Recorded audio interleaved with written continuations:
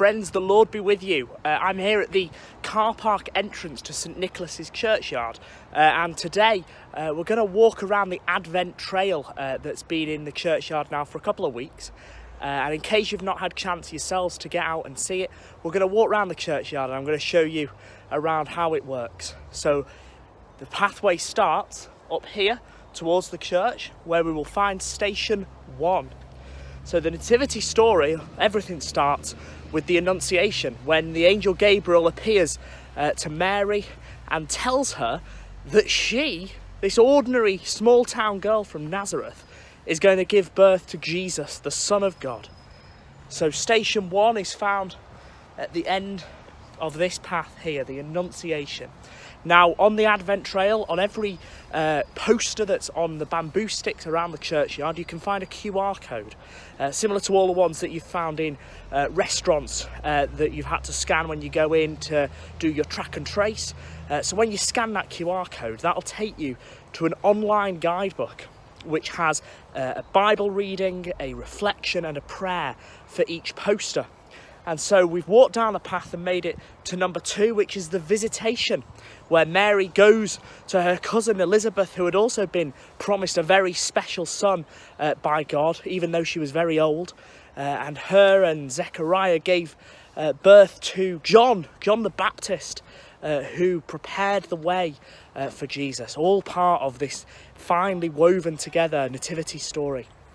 And then when Mary had accepted the angel Gabriel's call for her to give birth to Jesus, we get to number 3, which is the Song of Mary, the Magnificat that we often say or sing at evening prayer, Book of Common Prayer, evening prayer. We often sing or say the words of the Magnificat, that Mary's soul was overwhelmed and magnified by the Lord because she was going to give birth to Jesus Christ.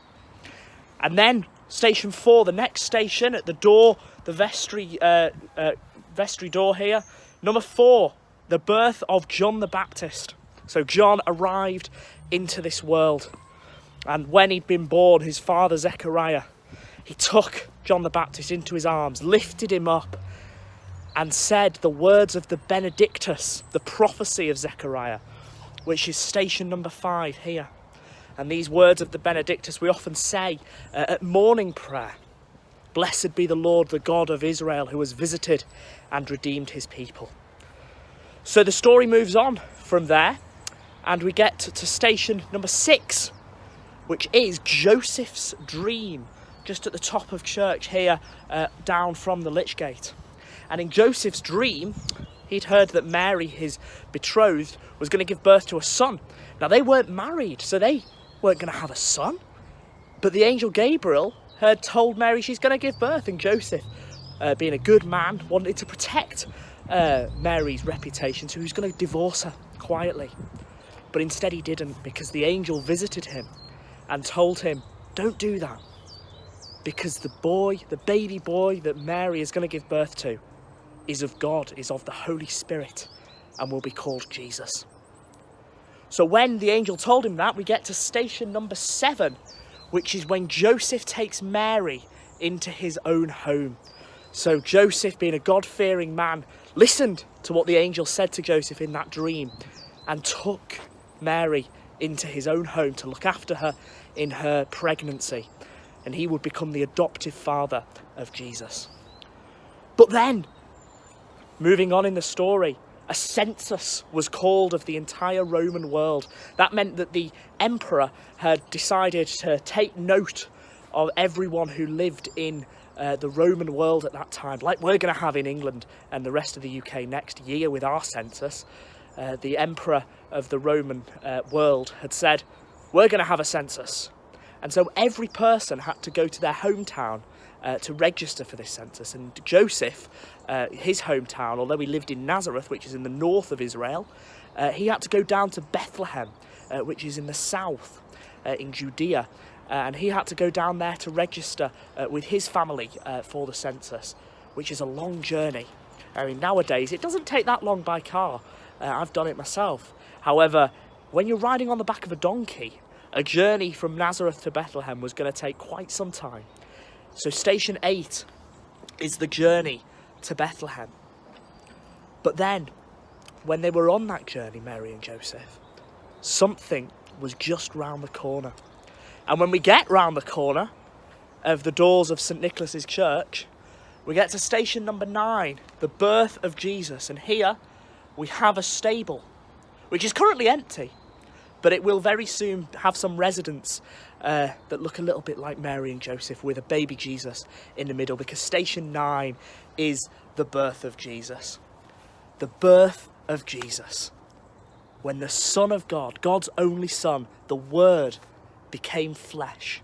He became human and lived among us here on earth. Wow.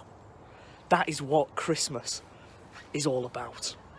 The birth of Jesus. But then, it didn't end there, did it? Oh no, people had to then go and find out about the baby Jesus. So, what happened next? Well, some shepherds were out in the fields near Bethlehem, and an angel, more angels, appeared to them and said, "To you this day a son of God has been born in Bethlehem." The announcement of the angels, station 10. So the shepherds, visited by these angels, thought, wow, the Son of God's been born. We need to go and visit him. So they set out on their journey from their fields just outside Bethlehem and went into Bethlehem where Jesus had been born, and went to visit him and told everyone about the good news, the gospel of Jesus that was being made now by God. And we get to station 11 up here at the top of the path. The shepherds share the good news. They found Jesus lying in the manger just like the angel had described to them. And then, that's where the nativity story normally ends. But we like to do things a bit differently and go a bit further. So we go into the next station of the nativity, which is the presentation of Jesus in the temple. Now, Mary and Joseph were both God-fearing people, and so when their firstborn child was born, they had to take them to the temple in Jerusalem, which is not too far from Bethlehem, and offer the child to God alongside a sacrificial offering. So Mary and Joseph went to the temple, number 12 here, and they dedicated Jesus to God, because they were both God-fearing Jewish people. And while they were at the temple in Jerusalem, they had another visitor. The visitor was called Simeon. Now, Simeon was a very old man, but long ago he was promised by God that he would live until the Messiah was born and he could see the Messiah that Jesus was, that God had promised. And so station 13 is the blessing of Simeon, when Simeon took Jesus into his arms and said, "Now, Lord, you can let your servant depart in peace," because his eyes had now seen Jesus, the glory that God had prepared in the face of all people. The words of the Nunc Dimittis that, again, we often say at evening prayer. And then the story finishes at Epiphany. Station 14, the visit of the wise men. When 3 wise men, the Magi from the east, we don't know much about them, they're very mysterious, but they came to wherever Jesus was at that time, because he was probably a young boy by then, and they brought him those famous gifts of gold, frankincense and myrrh. And that, friends, is where the nativity story tends to end. So please do come down and follow our Advent trail here. Now, the weather at the minute is a bit unkind to the trail, and so some of the posters are being blown about a bit and damaged by the rain. But if you do see the posters lying on the floor and you are wanting to do the trail, they'll probably still be there. So just turn them around and bring them back up to the top of the bamboo sticks that they're on, and scan that QR code, follow the trail with the guidebook, and let's just explore that nativity story together. Thank you for watching, and God bless.